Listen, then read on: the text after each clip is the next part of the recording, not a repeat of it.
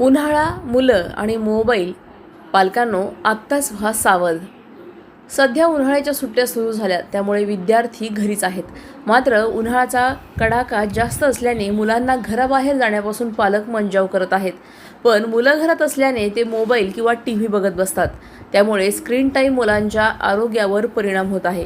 एकीकडे मुलांना उन्हात पाठवणे धोकादायक आहे, तर दुसरीकडे मोबाईलच्या अतिवापरामुळेही त्यांच्या आरोग्यावर परिणाम होतो. डोळ्यांचे विकार, मेंदूवर परिणाम, एकाग्रता नसणे, चिडचिड करणे, संवाद कमी होणे असे दुष्परिणाम मुलांवर होतात. त्यामुळे या काळात पालकांनी त्यांना मोबाईल न देता त्यांच्यासोबत इनडोअर गेम्स खेळायला हवेत. तसेच सकाळच्या आणि सायंकाळच्या टप्प्यात ऊन कमी असताना त्यांना मैदानी खेळ खेळण्यास पाठवायला हवे. प्रतिनिधी स्वामी गोसावी, न्यूज 24 घडामोडी, अहिल्यानगर. आता ह्या बऱ्याचशा ज्या सोशल मीडियाच्या ज्या रील्स किंवा आपण हे म्हणतोय ना, त्या ॲडिक्शन होईल अशा पद्धतीनेच बनवलेल्या आहेत त्या कंपन्यांनी, की माणूस तासनतास ते बघत राहील. तेवढ्याच सेकंदाचा तेवढाच तो रील असतो आणि ते माणूस आपलं वरती सरकत राहतो आणि ॲडिक्ट होतो.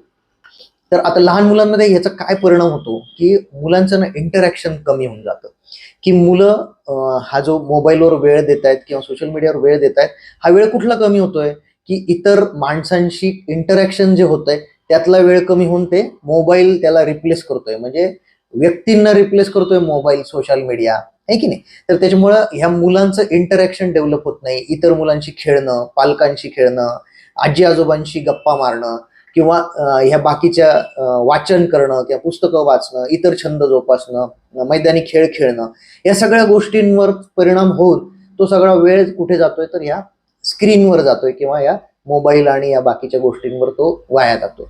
याचे काय आणखी दुष्परिणाम संभवतात, की मुलांना तर डोळ्यावर ताण येतो, सगळे डोळ्याचे बरेचसे प्रॉब्लेम तयार होतात, मेंदूवर परिणाम होतो. ह्या लॉंग टर्म सोशल मीडिया आणि मोबाईलच्या वापरामुळे मेंदूच्या काही ज्या मेमरीसाठी ज्या आवश्यक गोष्टी आहेत किंवा काही स्किल डेव्हलपमेंट करणारे जे एरियाज आहेत मेंदूचे, त्याच्यावर परिणाम होतो. त्याची वाढ होत नाही, कारण हे कमी वयातच हे मोबाईलचं वेड बऱ्याच मुलांना लागतं. त्याच्यामुळे त्या मेंदूच्या कामावर पण पुढे जाऊन परिणाम होतो. दुसरी गोष्ट, मुलं एकलकोंडे होतात, त्यांना सोशल इंटरॅक्शनच माहीत नसतं. त्याच्यामुळे समाजामध्ये वावरताना ही गोष्ट सगळ्यात महत्त्वाची असते, की मुलं इतरांशी कशी वागतात, कशी बोलतात. आणि हा इंटरॅक्शन जर हॅम्पर झालं तर पुढे जाऊन त्यांच्या आयुष्यात जे काही क्षेत्र ते निवडतील त्याच्यामध्ये जे काही त्यांना सक्सेस मिळणार असेल, त्याच्यावर परिणाम ह्या लहानपणच्या मोबाईलच्या अतिवापरामुळे होतो. नुकत्याच शाळेला सुट्ट्या लागलेल्या आहेत आणि या सुट्ट्यानंतर आता विद्यार्थी घरी आहेत. तर आता घरी असताना विद्यार्थी काय करतात, की शक्यतो एक तर उन्हात खेळतील किंवा एक तर घरात बसून टीव्ही वगैरे किंवा मोबाईल वगैरे पाहत बसतील.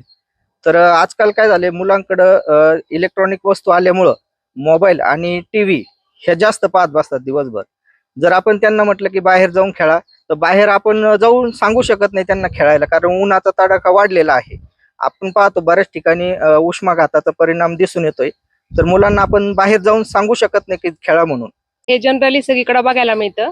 जर आई वडील दोघंही बाहेर जात असतील आणि ते थकून घरी येतात, मग त्यावेळी काय होतं, की घे बाबा मोबाईल, आणि मग ते काय करतात, मुलं गेम वगैरे खेळतात किंवा इतर काही व्हिडिओज वगैरे ते बघत बसतात. त्यामुळे मुलांचं काय होतं, स्क्रीन टाइम वाढतो आणि वाढलेल्या स्क्रीन टाइममुळे त्यांच्या डोळ्यांवर तर ताण येतोच आहे. म्हणजे डोळ्यांच्या नसा वगैरे, डोळ्यानं पाणी येणं किंवा ते हालचाल न होणं असे, किंवा मेंदूवर त्या ठिकाणी त्याचा काय होतो, नकळतपणे त्याचा इफेक्ट होत असतो. आणि हे जर कमी करायचं असेल, मुलांचा स्क्रीन टाइम कमी करायचा असेल, तर त्याच्यासाठी नक्कीच पालकांनी विचार केला पाहिजे, की नाही, आपल्या मुलांचा मोबाईल टाइम कमी झाला पाहिजे. म्हणून त्यांच्यासोबत आपण काय केलं पाहिजे, की संध्याकाळच्या वेळेस बागेमध्ये जाणं किंवा रस्त्यावर फिरणं किंवा असं छोट्या छोट्या गोष्टी आपण केल्या पाहिजेत. किंवा अगदी साधं, की चित्र रंगवणे, चित्र काढणे, अशा वेगवेगळ्या ऍक्टिव्हिटी त्यांना दिल्या पाहिजेत, ज्याने की त्यांचा मुलांचा स्क्रीन टाइम कमी होईल. अशा वेगवेगळ्या ऍक्टिव्हिटी आपण काय केल्या पाहिजेत. अशाच बातम्यांचा आढावा घेण्यासाठी आजच आपल्या YouTube चॅनलला सबस्क्राईब करा.